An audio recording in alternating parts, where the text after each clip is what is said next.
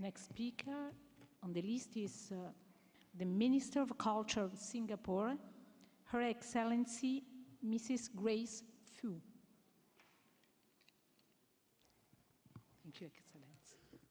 Mr. President of the General Conference, Chair of the Executive Board, Director General, distinguished delegates, ladies and gentlemen.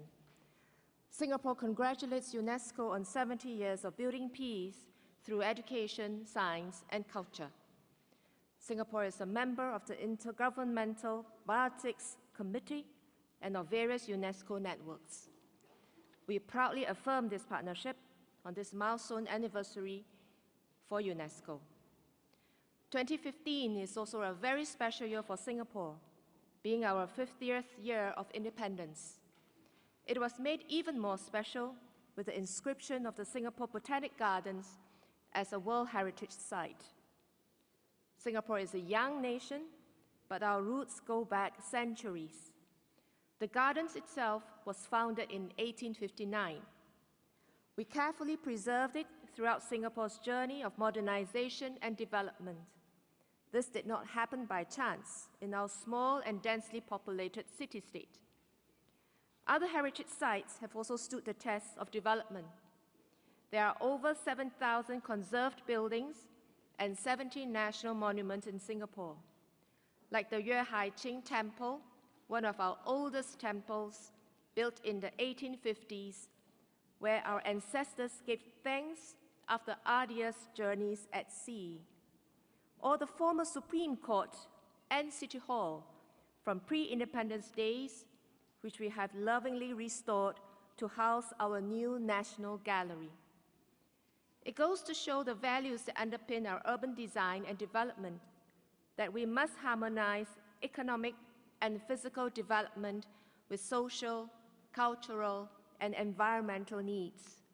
This is a people-centered approach to designing a livable city of the future.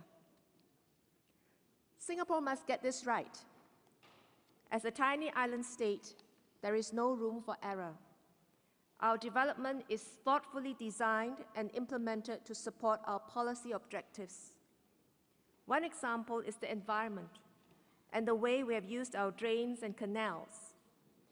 Located at the equator, we need an efficient drainage system to manage the heavy downpours we often get. It is not difficult to find big concrete canals in many parts of the country. About 10 years ago, we decided to turn these drains into active, beautiful, and clean water bodies. We converted unsightly canals into meandering rivers, seamlessly integrated with parks, and populated with canoes and boats. What used to be unsightly concrete features have become vibrant waterways for the community. Another example is our social policy of racial and religious harmony, where everyone is treated equally, regardless of creed. Our community and living spaces are designed to support this. From our unique street food, or hawker food as we call it in Singapore, to public housing, places of worship, and schools. Let me elaborate. Our hawker food used to be sold on the streets. To improve hygiene and sanitation, we created hawker centers to house our food vendors, or hawkers as we call them. Hawkers of Chinese, Indian, Malay, and other races operated side by side. Over time, they influence one another in their use of spices, ingredients, and cooking techniques, producing uniquely Singaporean flavors and characteristics. These hawker centers are now found in neighborhoods all over Singapore. There are options for everyone, including halal food for our Muslims and vegetarian food. They are more than just places for a good meal.